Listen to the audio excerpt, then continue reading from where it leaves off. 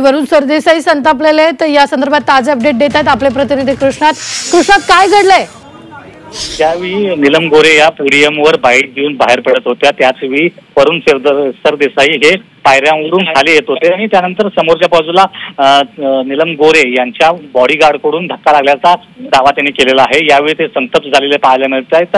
त्यांचं मत आहे की दुसऱ्यांदा अशा प्रकारे नीलम गोरे यांच्या बॉडीगार्डकडून मला धक्का लागलेला आहे। पहिल्या वेळी मी काही बोललो नाही, परंतु आता मात्र बोलण्याची वेळ आलेली आहे आणि ज्या प्रकारे उपसभापती यांच्याकडून जेवढा मोठा ताफा असतो, त्यांचे मोठमोठे बॉडीगार्ड घेऊन ज्या फिरत आहेत, त्यांच्यामुळे आमदारांना त्रास होत असल्याचं त्यांचं मत आहे आणि यातूनच आपल्याला धक्का लागला, त्यामुळे आपण संतप्त झाल्याचं त्यांनी म्हटलेलं आहे। निश्चितच धन्यवाद कृष्णा। ताजे अपडेट देण्यासाठी आपण पाहतो गोरेंच्या बॉडीगार्ड करून वरुण सरदेसाईंना धक्का लागलेला आहे आणि त्यामुळे वरुण सरदेसाई संतापलेले आहेत।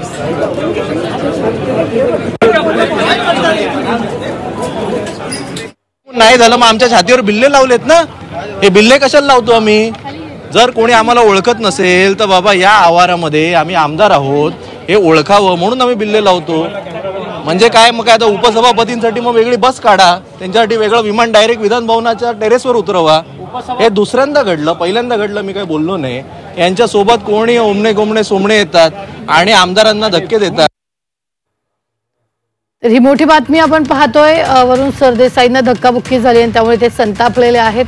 विधान भवन परिसरात वरुण सरदेसाईंना नीलम गोरेंच्या बॉडीगार्डचा धक्का लागलेला आहे आणि त्यामुळेच वरुण सरदेसाई संतापलेले आहेत।